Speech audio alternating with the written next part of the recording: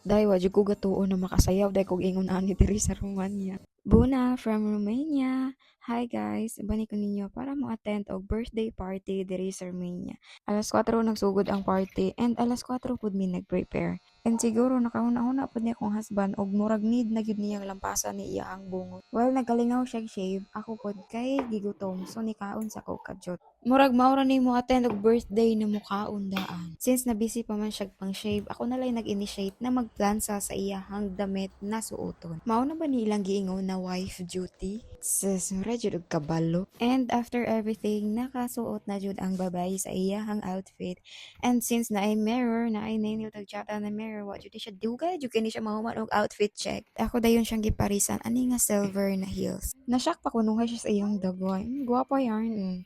Wa pag siya nahuman og outfit check. Sige, rampa pa jud ka na pa jud. Balak unta na ako no magbutang aning ribbon sa akong buhok. And ningon akong husband, ayaw lang na kay mura kag bata. So, ako na lang siyang gitangtangwan ako siya gidayo. Kay mura tinuod man po dapat dalaga talantawon. And sa wakas nahuman na gid mi sa among preparation guys. Muadto na mi sa venue. Dool ra noon kayo like 7 minutes lang from home. Alas 6 na mi nakagawa sa balay no and 40 paghapon siyang hayaga.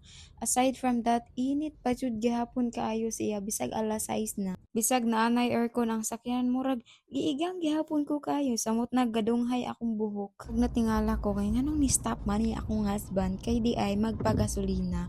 Kay basin daw mahutdan og gasolina while naa sa road. Naabot na lang ko diri sa Romania no pero kasukaon gihapon ko sa sakyanan mao nang may gali kay nagbalon-balon jud og Vicks from the Philippines pa jud ni siya. Ni stop na pud mi diri sa flower house kay para mo palit og bulak para sa birthday celebrant. Bisag nagsige na kog video, take pictures sa dalan no na among giagian. Ma-amaze gihapon ko kay grabe ka limpyo, grabe ka nindot sa mga building. Antod naabot na gid mi diri sa venue no, Eva Restaurant.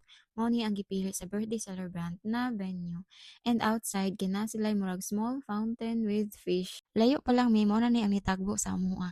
Ang kining ka-cute na mga cousins nila, like guwapa kay sila day dayon. Sipat pag yun. Isa sila sa mga hinungdan no na nalingaw kay ko sa party kay dili jud ka mataha nila day, like pansinon kanila even though dili kay sila kabalong mo English. Pero mo istorya sila mga few words na English pero dili jud as in kana betang fluent jud bitaw. Ug wala jud sila libog day kay ningon ko mag-TikTok ta kabalo mo.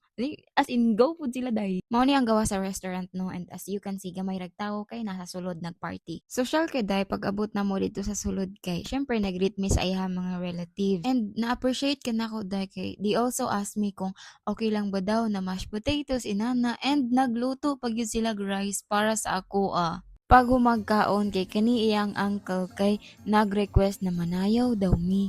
And gusto kay ko mobalibad kay dili jud ko kabalo mo sayaw like unsa tanawa ko na iyang tiil no kay magabali-bali na dinha. Nya akong gibuhat kay ako ra po siyang gisaunso no. Medyo hubog na pud di siya kay nakainom na pud ni siya pero dahil grabe siya ka kanang basta buutan kay siya and jolly kay siya. Kay hinumdum mo tong bata ganiha na cute kayo mao ni iyang papa so naadyoy pinagmanahan. And that's all for today's video. Thank you for watching.